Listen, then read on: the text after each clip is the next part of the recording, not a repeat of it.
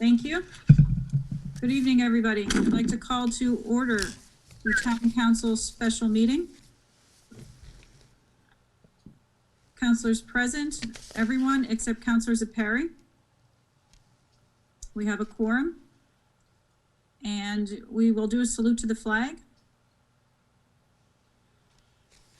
Dr. Grenier, would you lead us in the salute, please? To be my honor, I pledge allegiance to the flag of the United States of America and to the republic for which it stands, one nation, under God, indivisible, with liberty and justice for all. Thank you, Dr. Grenier. Welcome. At this point, I will introduce the council, then I'll turn it over to Chairperson Watson to introduce the Board of Ed. Elected officials this evening, we have Councilor Portia Bordelon, Councilor Andre Baumgardner, Councilor Rachel Franco, Councilor Conrad Heed, Councilor Juan Melendez Jr., Councilor Leon Obrey, Councilor Juliet Parker, and myself, Patrice Granatowski. Mr. Byrd is with us from the town as well. Chairperson Watson, would you like to introduce your Board of Ed staff? Or Board of Ed, please, and your town staff. So hi, this is Kim. I am the chairperson of the Board of Education. We just left a Board of Ed special meeting as well. And so I just sent the referral or the email, Mike, that you sent to me for the Zoom meeting. And I don't know who was able to have made it on. So for that, I apologize. But I do know for Groton town staff, who we have is that we have the superintendent, Dr. Grenier. We have the assistant superintendent, Susan Austin. And I believe our business director, Ken Knight, is here. Once again, I am not aware of whether the other board members were able to make it. And once again, I had just sent them the invitation. So, and I don't know, John, if, Mr. Burt, whether you see when people enter the conversation or when they enter Zoom. I'd have to know who to look for. There's a long list. I don't know every name of every board member. I'm Sorry not offhand. seeing any other board members at this point, but Councilor Perry is with us right now. Thank you, Councilor Perry, for joining us. I don't see any board members, Chairperson Watson. And you know, these are very fluid times, and I know that we're trying to do the best that we can. Their presence or lack of presence here is not because they have no interest in being here. Correct. Thank you for stating that. All right, so we are going to Roman numeral 4, which is the reading of the public hearing notice. And Mr. Byrd, I believe you're going to do the reading for us, please. Yes. Thank you. Town of Groton, notice of public hearing. Notice is hereby given that the Groton Town Council will hold a public hearing on the FYE 2021 annual town budget pursuant to Chapter 9, Section 9.3.1 of the Town Charter on Thursday, March 26, 2020 at 7 p.m. at the Groton Senior Center, 102 Newtown Road, Route 117, Groton. The full copy of the budget estimates will be on file with the town clerk for public inspection, as well as online at the town's website. Thank you, Mr. Byrd. We are on to Roman numeral 5, which is the budget presentations. And we are going to flip the order. We're going to go with the superintendent of schools first, please. Dr. Grenier, if you'd like to begin your presentation, please. Sure. I believe Chairman Chairperson Watson is going to start. Excellent, thank you. But excuse me, Kim, I have to put a document up, so just bear with me for a second, please. Certainly.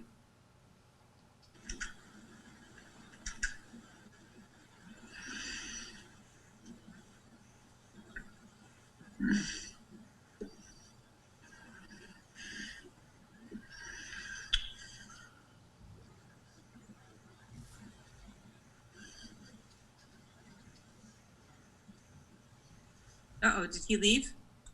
Oh, no. No, he's going to his desktop there. Okay. Does everyone see on the screen the Groton Public Schools Board of Ed budget? Yes, thank Yes. you. Okay, great. So I'm gonna go to the first page, and Kim, please feel free and go to the next page when you want to. So if you have your budget book, this is the cover letter, and then we're gonna march our way through this for a few minutes. And then I'm gonna do a quick PowerPoint. So, this feels like this was such a long time ago that we worked on this, but it hasn't. What the Board of Ed has been able to do is to vote on a budget that increased the budget by 0.64, and the total requested budget, the number is there on the sheet. What I would like people to pay attention to is the fact that though we're asking for a slight increase, because of the consolidation efforts that we were making with the Groton Middle School, we have been able to actually do quite a bit of savings or cost avoidance in the teacher salary account. And so that has been like a really big savings for us, and it was one where we could kind of move forward on that. And doing even just with a slight increase, we were able to just continue on to create we were able to think and create a campus-like setting in this school budget. We have a couple of positions where there's going to be crossover for the campus between 6 and 12, and we're very excited about that. The next page, really just kind of looking at the budget highlights. In one of the things that I'll let Dr. Grenier speak more to this with his slides, but really kind of taking a look at the fact that we're still making sure that we have reasonable class sizes. That, like I mentioned before, we're having coordination and supervision of services for that campus on 612. So when the middle school opens up, you're really going to get this campus feel between 6 through 12. That we have, we're having the implementation through the grant program of our international baccalaureate. Woo, I'm going to slow down. The International Baccalaureate Program, where we have the middle years, and the diploma program and the career-related program, grades 11 and 12, which is something that really speaks to the fact that we've had lots of people who have asked us to talk about what other ways can our children graduate, or excuse me, our students graduate and not necessarily have to go off to college. And this career-related program, in essence, is going to help answer some of that.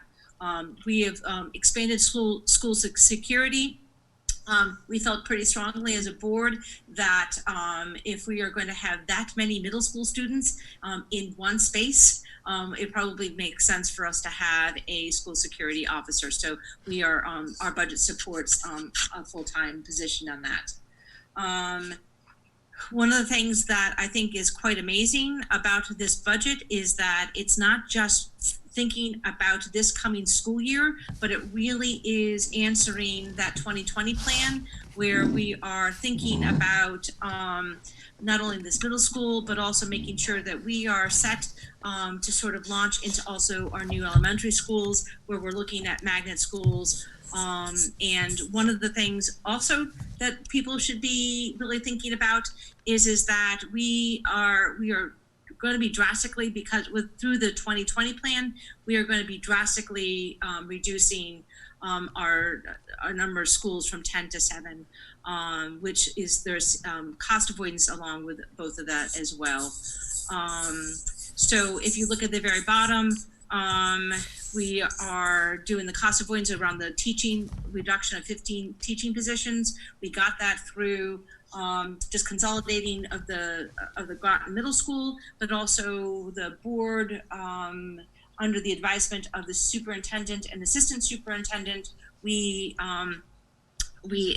looked for early retirement, and we were able to get that, and so we were able to save some of our younger we were able to save other teaching positions. So in other words, we didn't have to lay anyone off because we were able to receive the layoffs. and we, the magnet school tuition cost will have been reduced, but I think that when you look at the object code page that Dr. Grenier will go over with you, there's going to be, it looks like it's going to be a jump, but actually it's not really a jump in that we are having to pay more tuition because Learn has raised their tuition rates.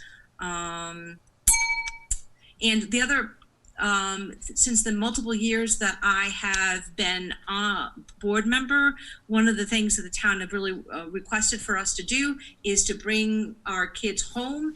And through the 2020 program, I think that we've done that, and we're actually noticing quite a jump in attendance at our middle school. I think, Dr. Grenier? Yep. I think you're on. Okay, so if you would turn your page now, and I'm gonna go there on this document to page 1-2. Just a quick overview of where we are with contractual.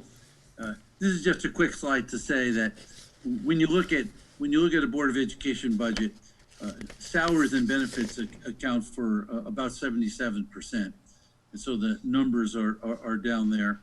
But I'm going to ask Ken Knight if he could to talk a little bit about how does the town, these are the revenues that come directly to the town to support the board budget, and I'll let him talk to the numbers. So you'll see here the revenue sources used to support the Board of Education budget, broken down from federal, state, and town. You'll see under the proposed budget for federal, we're expecting $3.2 million in impact aid, which is about the same we budgeted for this year. I will say last year we enjoyed a $5.2 million impact aid, but we do not expect that to continue. So we've budgeted 3.2 for this budget. We're also budgeting $850,000 for special education excess costs and another $189,000 for Medicaid. Ken, before you leave the federal thing, I just want to point out to the town council that although we expected 3.2 million this year, we have already received 3.5 million. So there's $300,000 of unanticipated revenue that the town currently has. That's correct. Okay. State, we expect the education cost sharing grant to be about the same at around $25 million, consistent over the past few years, and other state funds to come in at $328,000. Before I get to town, I'll do the small amount of other sources, which are tuitions from other towns and other smaller receipts of $91,000. The remainder, $48,152,000, is what we would anticipate coming from the town, general fund. We do have a little box below that kind of helps you understand what percentage of the property tax collected it goes towards the Board of Ed budget. For this current year, it's around 52%. And last year, because of that additional impact aid, it was actually 49.6%. I did not have the property tax number when we ran this report, but I did get it just recently. And it looks like it's going to be about 50.4% of the property tax it would be supporting the Board of Ed budget. Great, thanks, Ken. Yep. And then the next page, Susan, if you are here, could you just talk us briefly through the grants? Now, these are the revenues that come to the board, not to the town. So categorical grants are those federal grants that actually come to us, to the Board of Education. We receive them each year. They come in different amounts. This year, Title I was for $828,514. And that really takes care of our 3 Title I schools and children around the district who also would benefit from Title I support. So it comes in the way of a lot of resources in social work for each of the schools, tutors for math and reading, after school activities, cultural events. So that is really the mainstay of our Title I funds for Catherine Kolnowski, Claude Chester, and West Side. Then there's a districted amount that I'm able to use for other, students across the district who have those needs. And also there's a bucket of money for students who are homeless and might need everything from backpacks to, nutrition to whatever they need.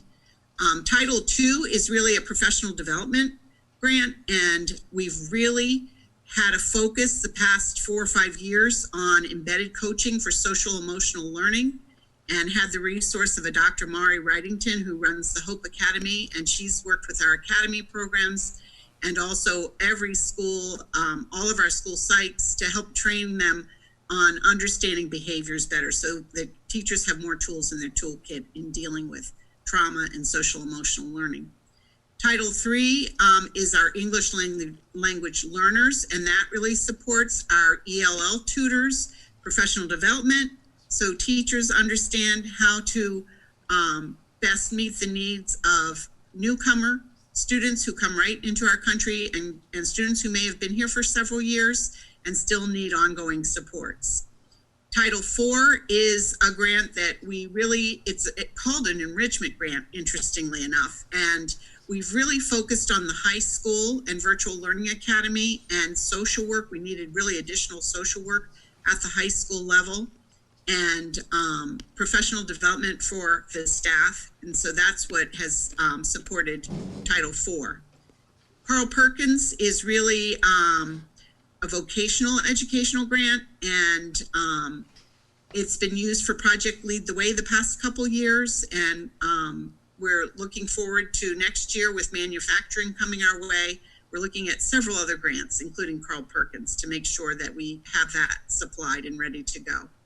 School readiness is what we call a pass-through grant. Groton is the fiduciary, and it's an early childhood grant in the amount of about $500,000 that provides many additional seats from TVCCA and River Front preschool, so that our children who come to Groton schools are more prepared.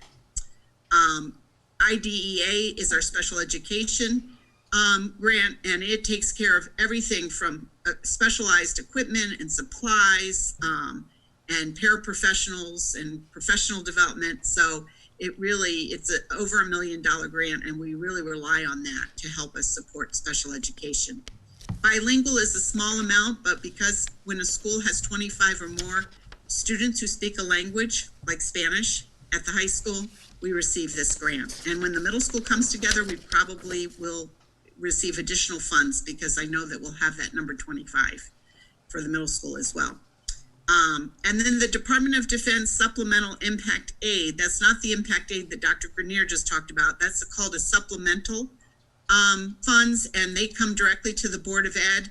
And in the past 7 years that Mike and I have been here, we've really earmarked those funds with the board's approval to go towards technology. So that's really what has afforded us almost a 1-to-1, now probably a 1-to-1 for all of our students with technology.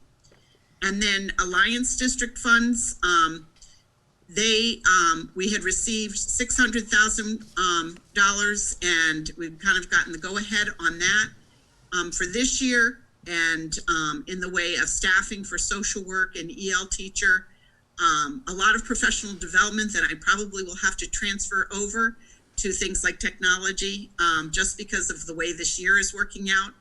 And next year it's in the amount of $300,000. So we're using that $300,000 to sustain the staffing and the technology infrastructure and software needs that we have. So you always have to think about the sustainability, especially when it comes to competitive grants. And the competitive grants are those 5-year grants that we have been fortunate enough to write and explore and receive.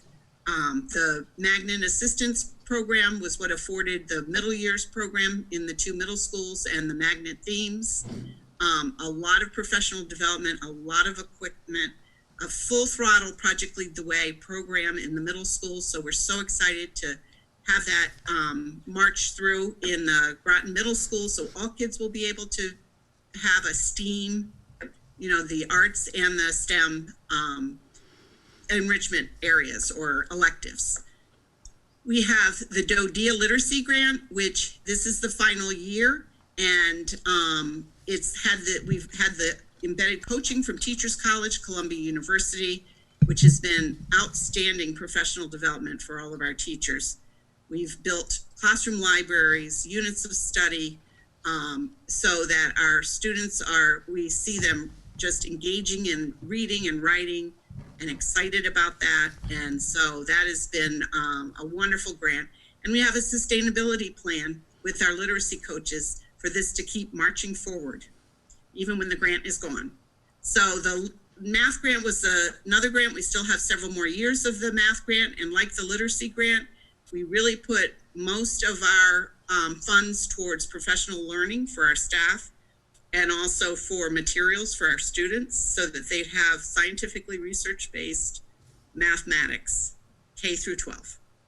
And then the last grant we received was a STEM grant, and that has really brought us up to speed with the NGSS standards, next generation science standards, and all of our teachers, K-12, have unpacked those standards and have built lessons around those, so have a real deep understanding of phenomena and how to deliver science for the 21st century.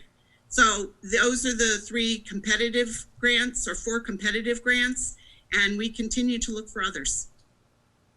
Great, thanks so much. Ken, you want to just talk us quickly through the budget history here? Sure. This first chart is just a quick history of what our budget has been over the past 9 years. On average, we have, it's about a little less than 0.75% increase year over year, which is consistent with what the budget came out with this year. So it's very consistent.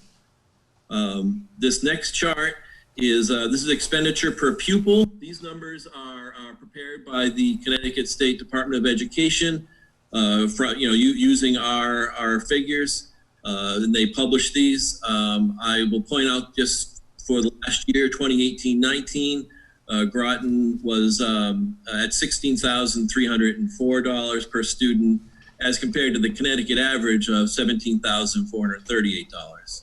And we have some estimates of where we'll end up for this year and possibly for next year as well. But of course, those will be dependent upon what actually happens in the actual enrollment that we get. This next chart, this expounds further on the average cost per student. So this is Groton as compared to other local districts. It's a group of 12. Groton is second from last. The average for this group, 17,106. So on average, we're about $800 below the average for for our local districts. And then this chart is the district reference group. These are other districts that are comparable to ours socioeconomically and other factors. This is a group of 15 districts.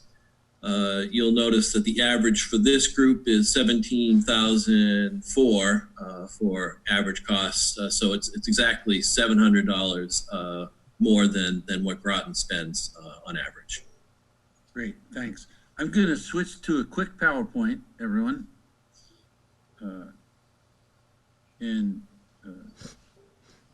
I want to thank John because I didn't know how to do this about 2 hours ago. So let me march my way through this very quickly with your patience. Here we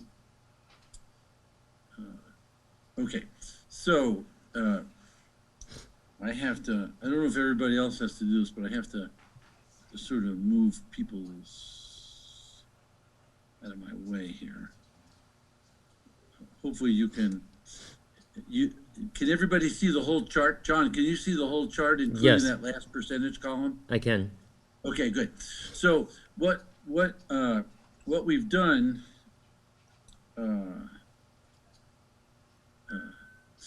so here's the object code of a budget is comprised of 8 categories, from salaries down to dues and fees, every budget in the country. And so the budget, just as a snapshot, is $496,000 more, and it's a 0.6 or 0.64% budget. So I'm going to go through each of the 8 categories quickly, but I'm only going to highlight one. So the 100 series has 7 categories, and then the totals. But the one that jumps out at you, you'll notice, is teachers, and the teacher salary account is a 1.5% decrease. And normally it goes up by 2%. So the fact that it's down by $532,000 shows the kind of cost avoidance we were able to achieve. The next account is health insurance. The board's health insurance account has been running pretty strongly, and so we have $500,000 use of the health insurance reserve, which keeps us safe, but we believe conservatively being able to pay for our health insurance. The next account are these are services that we provide to children, but not through our own staff. So line number 15 has an increase. That's the amount. Nearly all of that is for the additional school resource officer. Line number 17 is our occupational and physical therapy services. We had to go to a new provider. The old company went out of business, and the new one has a 10% increase in fees. The next is property. Pretty much everything is the same or even less. Like you see, snow removal, we had pretty good luck this year. But the rental, we rented a trailer to serve as the office for our therapist that is now at Mary Morrison School. The transportation account that's just a 2% increase. But of course, transportation, as you can see, it's a big amount, nearly $5 million.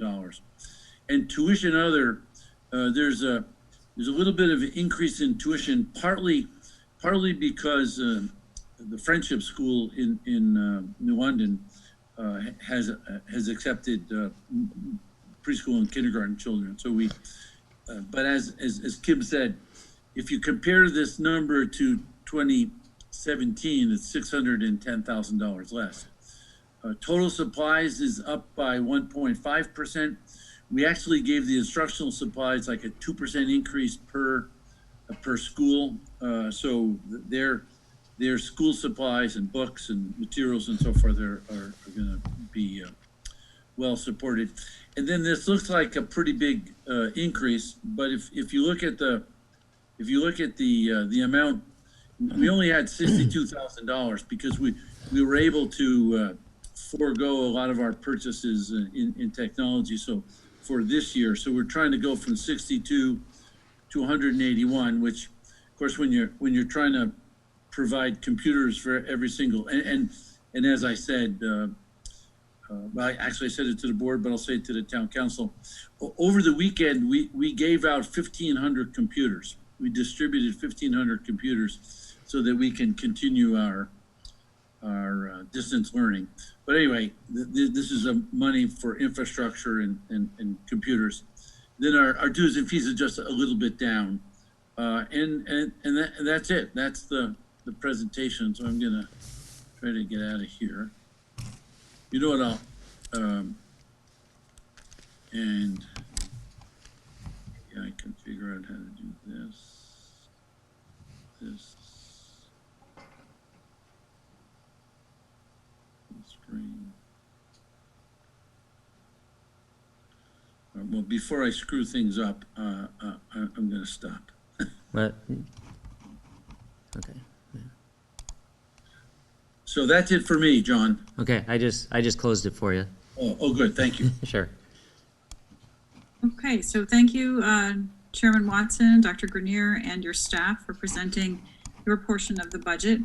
That takes us to the town portion of the budget, and Mr. Burt will be presenting. Thank you. Sure. Give me Mayor, one. thank you very much for your time. And once again, thanks to all the counselors. This is such an interesting time of our world. And the way that you guys have partnered with our district has been amazing. And I just want to say my hat's off to you guys. Thank you. So we'll be ready Saturday morning at Sounds- 8 o'clock. And I get to wear my pajamas. I want to know what's in that bottle for Mr. Burt. It's water. I swear. Thank you very much. See you all on Saturday. All right, Goodbye. thank you. Have a good night. Mr. Burt, you're up. Okay, let me pull up the. 1 second, please. Certainly.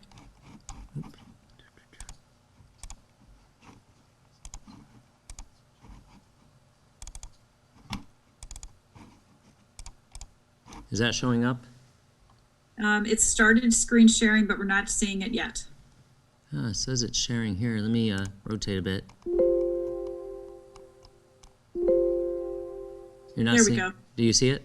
Now, yes? Okay. Thank you. Okay. Welcome, everyone. This is sort of surreal. I'm the only one at the table here. Anybody remember the lonely Maytag repairman? Any of the older people listening?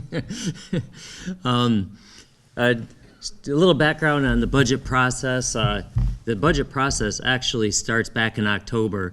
So I know we're getting comments about, we're in crazy times right now, and I just want to say be safe, to everyone out there. Practice social distancing and stay in as much as you can. But crazy times, it's going to be challenging financial times for lots of us. I do want to point out this budget actually started last October, and I do anticipate it changing drastically in the coming days. But in terms of budget dates, January 14th, all the departments' budgets, CIPs, other town functions, and outside agency requests are due to me. February 28th, the Board of Ed and subdivision requests are due. By March 15th, I must present a budget to the town council. By April 6th, the town council must hold a public hearing, that being this today. And the budget meeting will be this Saturday. The town council per charter must approve the budget by April 28th. However, with the governor's executive order, it has been extended to May 28th. However, the RTM deadline of May 25th has not been extended at this point. So it's a little confusing there. I believe we're the only combination council and RTM in the state from what I've heard. I can't verify that, but I know there's not many if there are any others. And by June 9th, the town council must set a tax rate. I'm going to skip that one. Just some future considerations, concerns on the horizon, always unfunded mandates, both state and federal. One that comes immediately to mind is the MS4 stormwater requirements that we're expecting some costs over the next few years. With the, state grant amounts are often declining. For one thing, this year, we're getting the money early for our Pequot Tribal Fund grant, but with them being shut down, will that affect it for next year? So there's a lot of things up in the air. CIPs, we've probably not been funding our CIPs, our capital improvement projects, at the level that they should be. At some point, we're going to have to catch that up or else make a decision to start closing things down or eliminating things. Non-mandated funding for outside agencies. I'm of more of a belief of keeping to core government. Groton 2020 costs, which is Groton 2020, excellent. The voters voted it in. I forget the year offhand. I was not here, but as it was presented, once the bonding is done over several years, it was voted to be about a 2 mil total increase. So far with this budget, with what we're bonding this year, it's about 0.87 mil increase. Future of the Alliance District status is unknown. If it was eliminated, if our status was removed, it could be a cost of $4 to $5 million. And then we're also at the point with town departments where in order to cut positions, you have to figure out which services you want to eliminate. There's not a lot of fat there. The budget approach, I always ask the departments to present 3 budget versions, level service, a 0% increase and a 5% cut. And whenever you look at even the 0% increase, you're often looking at having to eliminate services at this point. Because you have union contracts, you have various built-in increases. Trying to maintain existing service levels as best I can. To eliminate a service, it really is a policy decision to be done by the town council and then reviewed by the RTM later. Health and service agencies this year, I held them all steady, no change in amount from last year. CIPs, my goal is maintaining existing infrastructure or remove it from the system, maintain or get it back up to speed. Health and public safety items, and then ADA compliance issues. Future infrastructure programs, when we look at these things, seeing what the added value is, what the expenditure costs will be to maintain, and really thinking about it before adding. And then fund balance use, you'll see later I have recommended use of fund balance. However, the dangerous thing about that is if you're going to use it for a couple of years in a row and then suddenly have to jump up the budget, that can be very damaging to people's budgets, whereas it can be much simpler to do an incremental increase over the years. So it's not always, you're not always helping people by using fund balance and then taking it away. FYE 2021 highlights, proposed budget.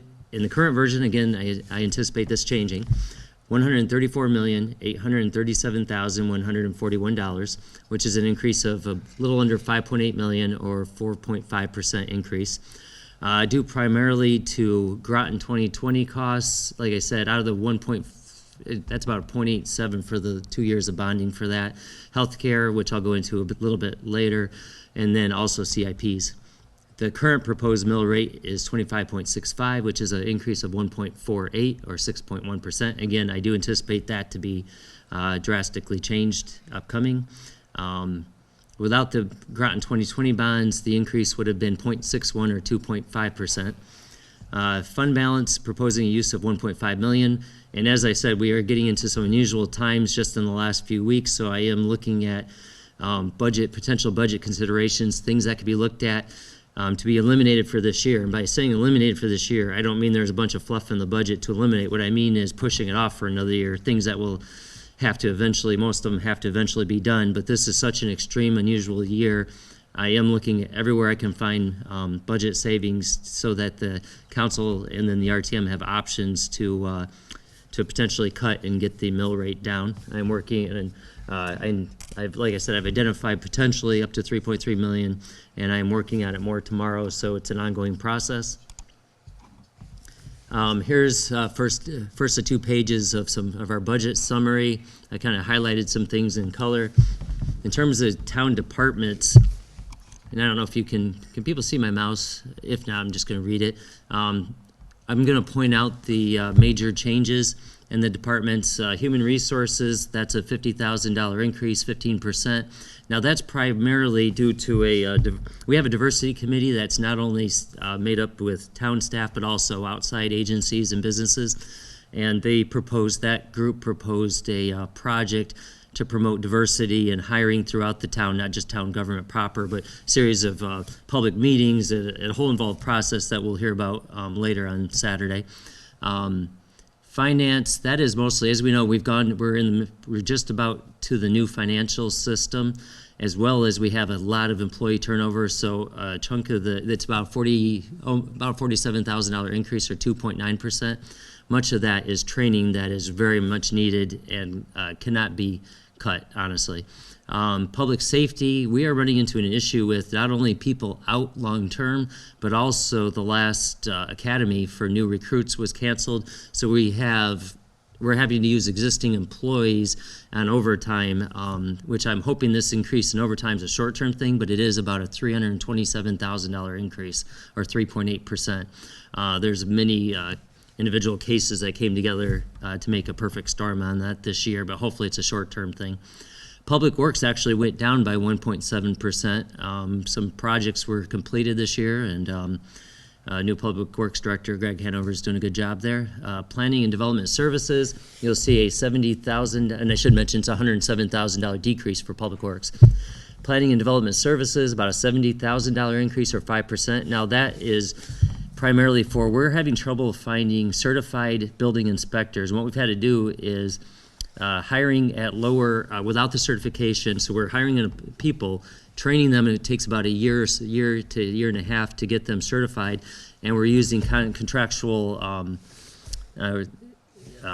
professionals to help fill the gap in, so we sort of have a double cost on some of it. That's not avoidable. That's a short-term solution. That's something with the contractual people that's ongoing. They want to do it for a limited time, so it's something that's going to have to be spent. Parks and Rec, we have an increase of $66,000 or 4.2%. That is primarily for cleaning services for the community center. As you may remember, not long ago, the community center went online, and there are costs associated with that, and that's built into the budget there. The subtotal for town departments has increased. The budget for next year recommended is about $24.5 million.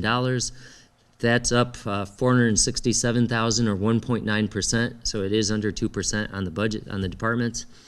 Now, one of the biggest cost increases we have, if you continue down, is under insurance and self-funded plans. The biggest thing is the self-funded plans, almost $1 million for healthcare increase. Some of that is from a bad year last year for actual usage, but also the Ledgelite Health District employees had been on our plan. And there was a significant number of people and their spouses on our plan. They joined the state plan right after our budget was set last year. That caused us to not receive revenues of almost $300,000 this year. On top of that, one of the things we did, OPEB, which is other post-employment benefits, putting basically a trust fund account for future retiree healthcare benefits. That had, at one point, was being paid at about 1.3 million a year. That got dropped to a little under 500,000 over the last few years. We were trying to get that back up to where we should be. The council had indicated they'd like to see that fund built back up. We're at, I forget the exact percentage offhand, but in the mid 30% to high 30% funded, which is not bad compared to some towns, but we would like to gain on that. However, with the times we're in, one of my recommendations will be to reduce that by 800,000 or so, which will be going on a list to the town council. So we should see the healthcare dropping some from that. And we did price out in terms of, we have a high deductible healthcare plan. As I said, increases close to $1 million. We looked at what if we would have stayed at a PPO plan, a preferred provider organization plan, as we were on up to a couple of years ago. We would have approximately $2 million more in costs if we would have stayed on that plan. We costed out the state Plan 2.0, that would have been an increase of 15 to 21%, depending on some options for us. So we are on the best plan for us for cost savings. It just unfortunately was not a good year. So overall, town operations are up 6.1% or $2.16 million. Let's see, I'm going on to the next page. At the top, you will see capital reserve and debt service. Debt service, of course, is a big, well, first capital reserve, that's CIPs. As I mentioned, we're trying to get caught up on some CIPs, so you'll see an increase of 64.2% or $1 million. I am drastically recommending cuts to CIPs this year, pushing them off for a year, not eliminating them permanently, but again, challenging year. We're gonna have to do what we need to do. Debt service, that is an increase of 22% or $1.5 million. That, again, that's the Groton 2020 bonds. That's just for the second bond. The first bond's already built in there, so this is just for this year's bond. Education, Dr. Grenier already mentioned a little under 500,000 for the increase, or 0.64. Outside agencies, very little change, about $8,300 or 0.5%. Subdivisions, about 8.8% or 413,000 increase for the city of Groton. That's highway and police and the combined fund there. In the Groton Long Point, about 26.3% increase or 135,000. General fund total, as I said, $134,837, $141 or 5.8 million almost increase, 4.5%. Again, I've targeted a potential, a lot of decisions have to be made, and not everyone's going to agree with my targeted things, but 3.3 million dollars worth of things and cuts to discuss. I'm trying to target more just so the council at least has something to work with. That'll be done by the end of tomorrow, so I do anticipate this budget altering drastically. And that is my presentation. And I'm going to stop sharing this here. Okay, should be gone. I think we're back. Okay, thank you very much. All right, so that's the end of the budget presentations, and at this point, it is 8:03, and we will open the public hearing on the 2021-34 FYE 2021 proposed budget. These are strange times, so I would like to ask Mr. Burt just to go over the process that was used to gather the public comment this year, please. Sure. We had created and this will be used for any of our council, or not only council meeting, any of the town public meetings where there's public comment. We put out an email address, and it was publicized in the newspaper and out on our website, but it's council@groton-ct.gov, where you can send your comments in advance to be included on the record. And even if tonight, if you send emails in the next day or so, we will put them with the minutes and on the record. So anything you send will be available online in full for people to see, as well as a copy given directly to all council members so that they can read exactly what is written. And if you'd like, I could do a quick run through of what I've received, if you're interested. Yes, please do. Sure. I'm not going to read these verbatim, but I will give you the gist of each one. First is concerning, there's a capital project for adding a pump well at the dog park so that you can water the dogs there. Mike DeFranco had forwarded a petition from residents, 359 signatures of people in support of the pump well at the dog park. So that will be available online. Received an email from former council member David Atwater. 3 items, requesting the school be kept at the MBR, the minimum budget requirement, that the North Stonington Bridge not be funded this year, as well as cutting CIPs. I received an email from Cindy Fortner on the RTM District 6, asking for a 0% increase in the budget. I received an email from Tom Olson on the town's Conservation Commission. He references CIP Project 8B, which is actually for next year, not this upcoming year, but the next year on the 6-year plan. That is for open space, going after further acquisition of further open space. Robert Frink sent an email concerning town and city highway operations. He asked a series of questions. I have forwarded that to the council, but there's not a real position, it's more questions. Chief Ken Richards Jr., the chief of the Old Mystic Fire Department, sent an email in support of the North Stonington Bridge. An attorney for them also sent a letter in support. Carl Strand, the president of the Old Mystic Fire District, sent an email in support of the bridge. Marcel Dufresne, a resident near the bridge, sent an email with a petition, close to 200 signatures in support of the bridge. Again, this will all be available online, so you can actually see the signature pages and all the detail. And all the rest of what we've received are all for libraries.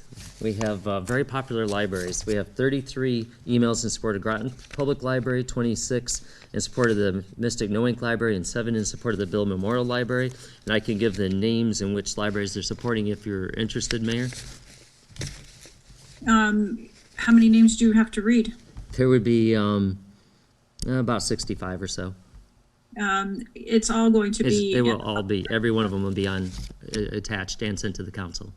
Thank you. I think all the counselors have received most of those emails, and we also received a compilation of most of those emails over the past couple days as well. So thank you very much. Sure. So, Mr. Burt, then the email address that you noted the council at groton-ct.gov will remain Correct. open Yes, to it- receive comments if the public wishes to comment this evening or tomorrow. Yeah, and again, reminder, that's also used for any of our public meetings. If you could, besides giving your name, if you could say which meeting you are referencing and which agenda item you're referencing, so we make sure it gets to the right location or right meeting to be read into the record. That would be great. All right, very good. At this point, I wanted to give each of the counselors the opportunity to speak if they so chose regarding their overall views, kind of philosophical bent, if you will. And we're just going to go in order here. So we'll begin with Counselor Bordelon. Yes, thank you. As far as I just want to clarify what we're doing to make sure we're commenting on the budget as a whole under the both presentations, so I make sure that I'm on target here. Yes, any comments you wanted to make to the public about the budget in general? We're not looking for specific. So I just wanted to start off with, I think I got some confusion from people. Could we just answer the first question? The council's going to go over the budget when and how many times? Well, we're starting Saturday, having an all-day session starting at 8 a.m. And that will be broadcast live on GMTV as a normal meeting would be. Is there more dates to come, or are we doing it all on that day? Well, the intent is to get through as much as possible, so I really can't answer till we see how that goes, where Zaka will be at. So there's no other dates, I guess, that people were asking for other dates for the budget. They should tune in on Saturday if they're interested in watching. This is the evening, though, when we're receiving public comment. We don't normally receive public comment on any of the other hearing dates. So this is the time when people should be submitting comments if they still have things they'd like to say to us. I was just checking just in time before the budget begins. I just want to say, I just wanted to give a lot of credit to the Board of Ed for getting the tablets out in a timely manner. I know that was something that some people frowned upon as being a budget item back before, and well, it paid off this time. But I just wanted to say I appreciate that. With that, I was wondering, with the change in the budget and everything like that, we can't ask questions. I'm just double clarifying. This was just, this opportunity is just for you to speak to the public and tell them your view of the budget in general and perhaps your philosophy. Questions regarding specific items we normally take up when we're hitting those accounts. Okay, so we'll do that then. Okay, I do think that as far as the whole budget as a whole, we're going to have to make some hard decisions this year. There's a lot going on. I know that no one expected this to be at the forefront of our list of priorities right now, with all the isolations and the people hard at work trying to maintain having a job or losing a job. So I have concerns. I'm definitely, will be advocating for looking at that tax increase and making that number lower than what is presented currently. Also, I feel that extensions for people who will have to pay taxes in this town need to be extended and talked about. I think there are a lot of items that should take priority. What those may look like over the next few days as we deliberate through the budget is to be seen. But I feel that I will be listening to the people in the community and making sure that we make an informed decision based on the taxpayers. And I do appreciate your presentation, John. And as always, your hard work with that, trying to get a budget together in such a short time with the crisis that we have. So, thank you. Thank you, Councilor Bordelon. Councilor Baumgartner, please. Thank you, Madam Mayor. I'd like to echo much of what Councilor Bordelon just stated with respect to the incredible amount of work our town manager and town staff have put into crafting this budget, as well as their leadership the past few weeks. I know many of you are on a short supply of sleep right now, and so just would like to personally thank you again for your work in protecting the lives of our residents here in town. Now, in terms of the budget, this budget is quite different from last year in that we are now paying an unprecedented increase in debt service as a result of the Groton 2020 school project.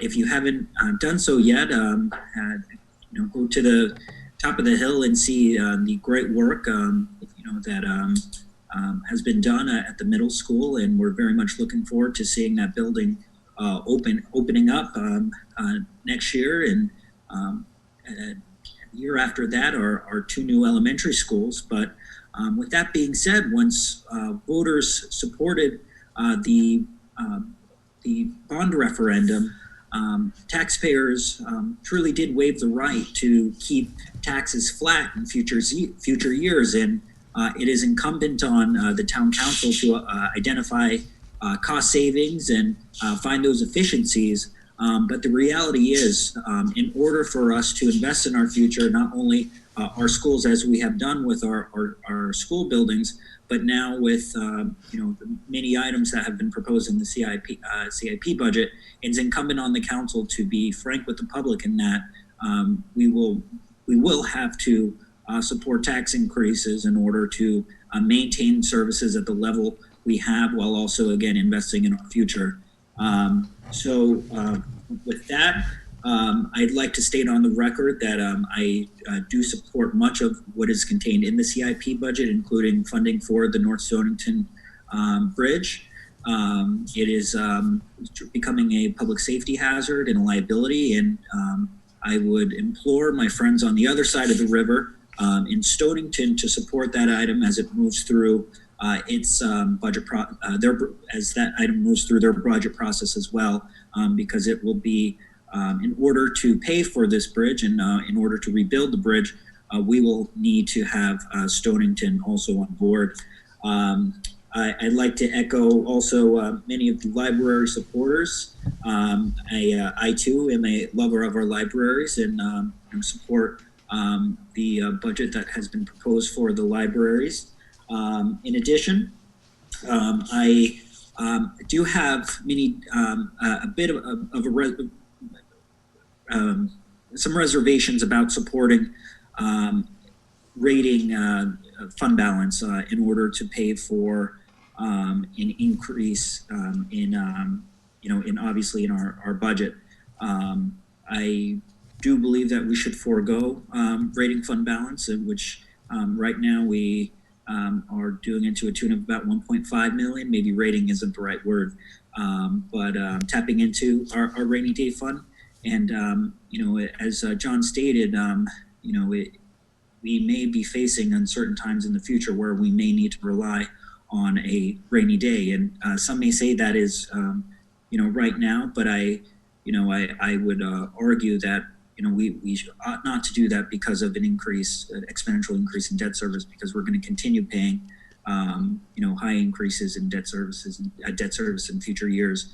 So if we're to go that route, obviously we will have to live within our means and really dive into both the CIP budget and subdivisions and kind of elsewhere in the budget to kind of find those cost savings. So I'm very much looking forward to doing that, working with our council. And again, thank you, John, for your leadership at this time, and I will yield the floor. Thank you, Councilor Baumgartner. Councilor Franco, would you like to speak? Yes, I would. Thank you. I'd like to thank John Burt for all the work that you've put in on this budget. I know it's very daunting, and I also want to thank you for the work that you're going to continue to put in to try and find savings for us over the next couple of days, so we can gather on Saturday and begin the budget process.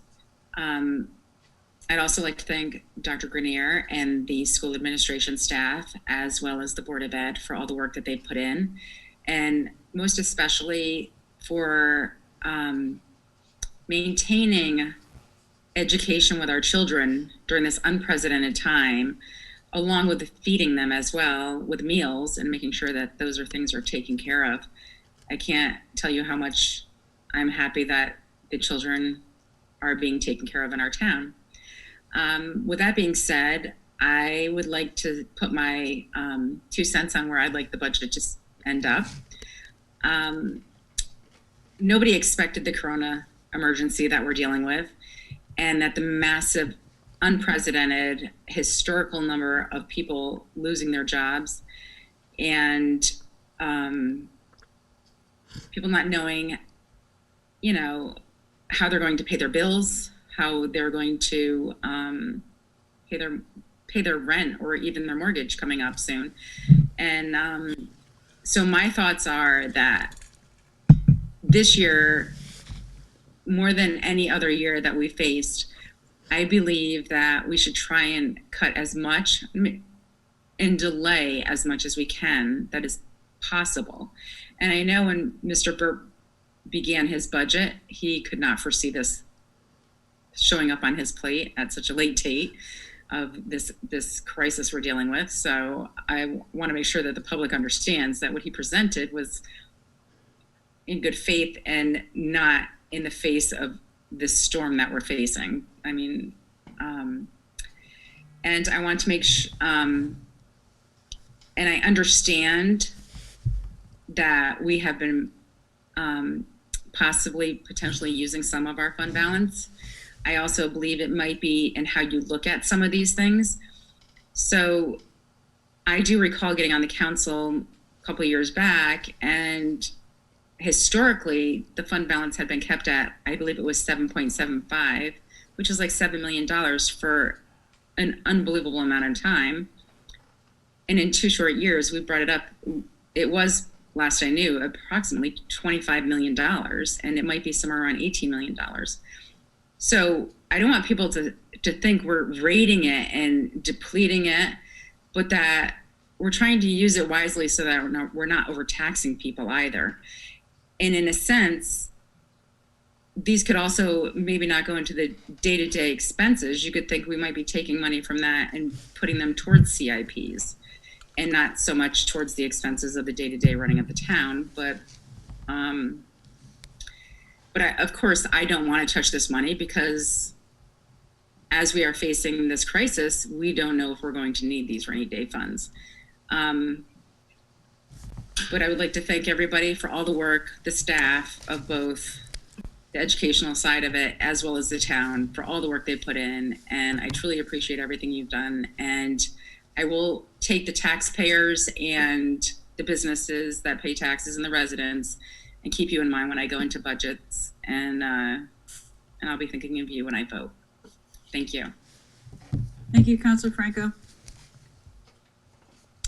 Next, we have Councilor Heed. Councilor Heed, would you like to speak? Sure. It probably won't be anything different than what anyone else has said. To be honest, I'll just keep it short. But, I guess I would start by thanking the Board of Ed, John, and the town staff and for all the work that they've done coming up with their budgets and adjusting their priorities and all the work that John has already promised he is going to be helping us with to identify things that we may be able to reduce or postpone.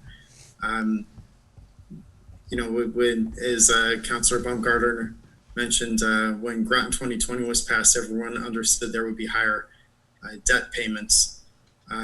But given the current, situation and all the talk about going into a recession, and several people, including myself, who are not currently working, I think it's important for us to be aware of this as we go through the budget process and to look for any possible savings and any way to control expenses.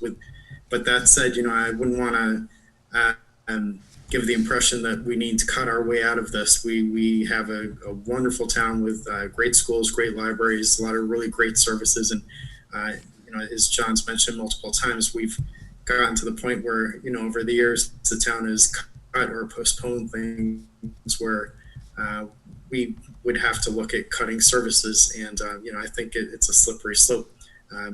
So we need to keep an eye on everything that's really important in town, while we also try and cut the spending and make sure that our mill rate doesn't climb drastically. In addition to that, I'm not too excited about the idea of dipping into the fund balance, but it may be something that we'll have to consider this year, just because it's such a crazy year, totally unexpected, and I feel for everyone out there that's having some trouble. So that's all. Thank you so much. Thank you, Councilor Heed. Councilor Melendez, would you like to speak? Yeah, I'll just echo like what a lot of other people said. Almost everybody that I know is affected by this crisis in some way, monetarily. So, you know, I'm gonna have that on my mind when I vote. I think my personal mission is to keep the mill rate as flat as reasonably possible. So that's going to be, you know, we're going to have to make tough decisions. But yeah, I think if we can, you know, if we raise the mill rate and people just don't have the ability to pay, then we're sort of, you know, not taking into consideration people's situations. This is a crazy year, once in a century, and we have to treat it that way.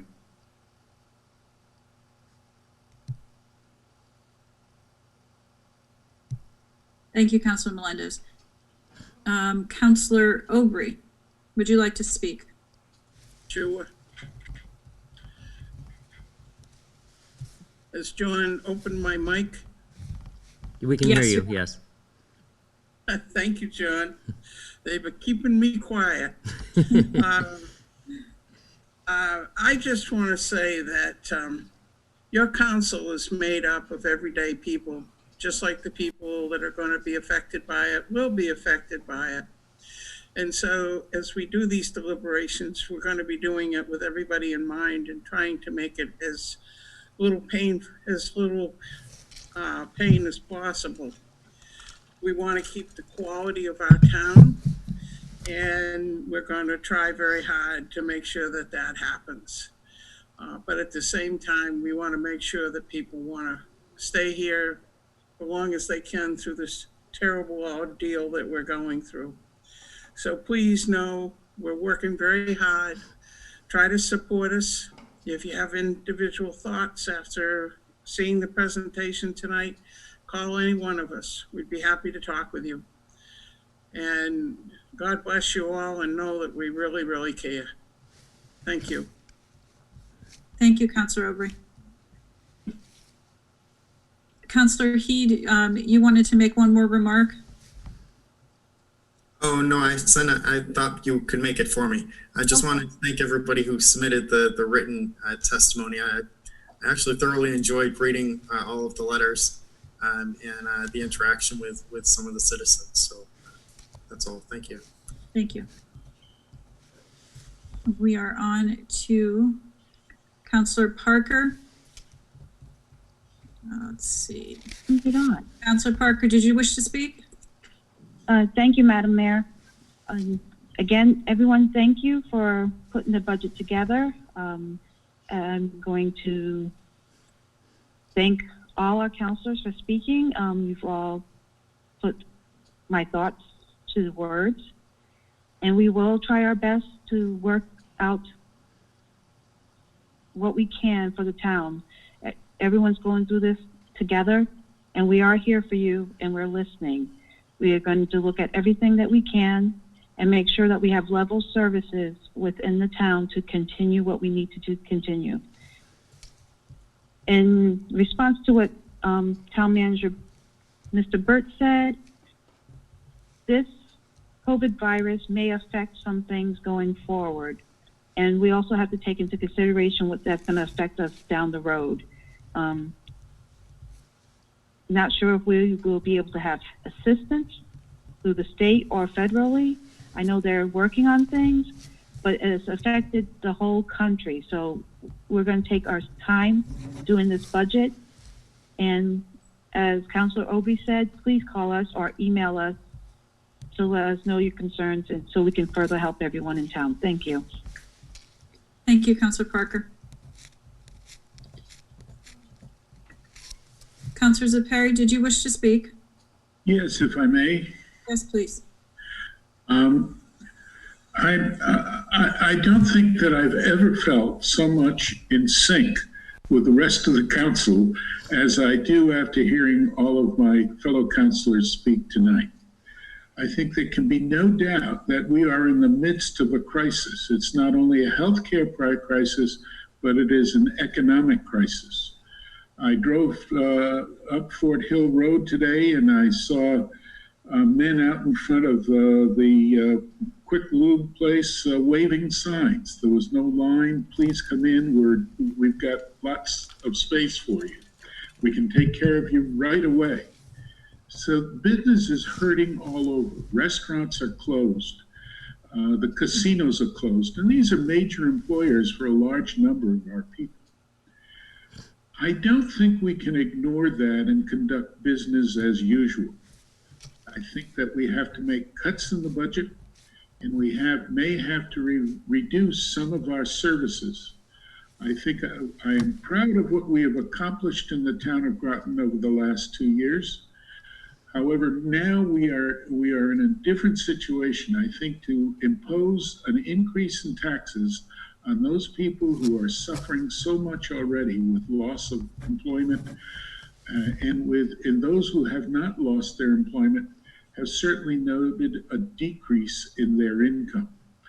So I think we have to respond to that by being very cautious about reducing our expenditures this year. I think the only people who are getting paid just as they had all along are town employees. But the rest of the population is suffering tremendously. We should try to preserve the functions as well as possible, but I think our prime consideration should be to reduce the impact of our taxing on the people who have to carry the load. Thank you. Thank you, Counselor Zepari. That just leaves me. Thank you, everybody who submitted comment this evening. We have looked at many of the comments that you provided to us, and we will keep them in mind as we are considering the budget. As the manager stated, this budget began in the fall, way before any of this was really on the horizon. And it was put together in very different times. And know that the staff and the council is very much aware that circumstances have changed and that we will need to go back in and reconsider some of the things that had been planned. Mr. Burt and Director Landry, Finance Director Landry, are working diligently to present us with options that are good options that take into account the functioning of the town. We live in a lovely town. We have wonderful services. We're in a bad situation right now, and staff is doing their best to give us the options to keep the town in good shape, both fiscally and service-wise for the people of Groton. Government is not a business. Government is here to provide services. So we have to do that, keeping in mind what the people can bear at this time. Unfortunately, there are many people who are now furloughed, and we understand that this could be very problematic for people when the bills start rolling around, and we're going to do our best to kind of ease that burden as best we can. Know that we are here. If you wish to send further comments in, we welcome them, and know that we are doing our best for the people of Groton. Mr. Burt. Yeah, I'd like to make just a few last comments if I can. Yes, please. First, I just wanted to thank finance staff for all they did for the budget. Robin Molding, Lori Watros, Lisa Hilton, my assistant, but MVP is Cindy Landry, one of our most valuable people we have working for the town. So she's a gem, and she's amazing at what she does. And in terms of all these Zoom meetings, you wouldn't believe Lisa has been working with people nonstop all day long, on top of doing everything else she has to do, getting them trained on how to do this. She's a real guru at all this, so she's been phenomenal helping set all this up and trying to teach us to do. She knows a lot more than me. I'm learning, but she's amazing. And then just wanted to, last comments on the budget, I will be presenting a healthy list of choices to the council for cuts.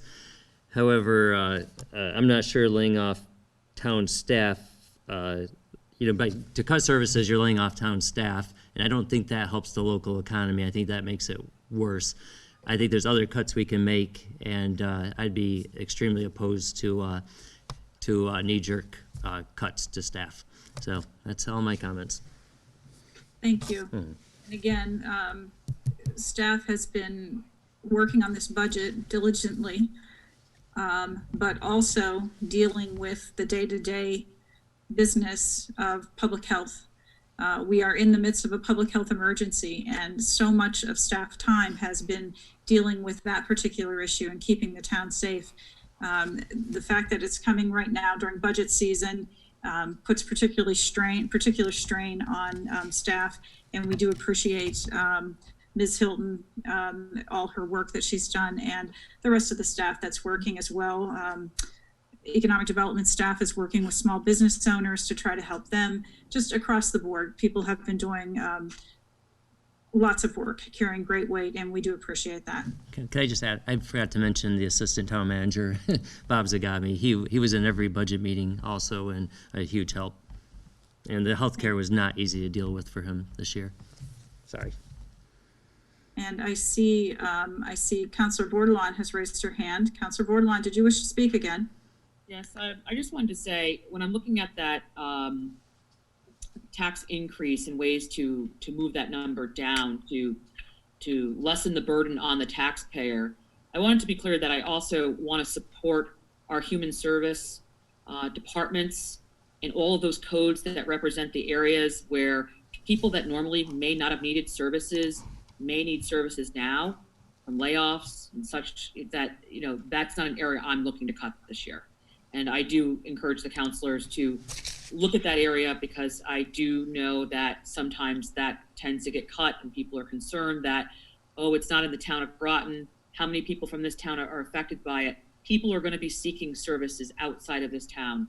And so that is an area that, if it affects the well-being and the ability to reach out to our human service department in areas, those are areas that also need to be funded, but also looking at that overall decrease of that burden to the taxpayer, but not decreasing the need for the people who need to rely on services right now in the time of need.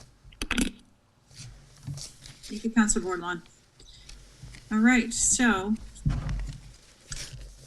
one more shout out to the tech staff, Mr. Breeley, the videography staff, for working with us on this. Again, unprecedented times, and thank you to the public for tuning in, and we will see you Saturday morning. I will take a motion to adjourn, please. Motion. Oh, Motion. Moved by Gardner, seconded by, who was the second? Franco. Franco? Can we at least say the There's time a again motion on and the repeat floor. There's a motion on the floor. Motion adjourned by Baumgartner, seconded by Franco. All those in favor, please say aye. Aye. Aye. Opposed? Abstention, so moved unanimously.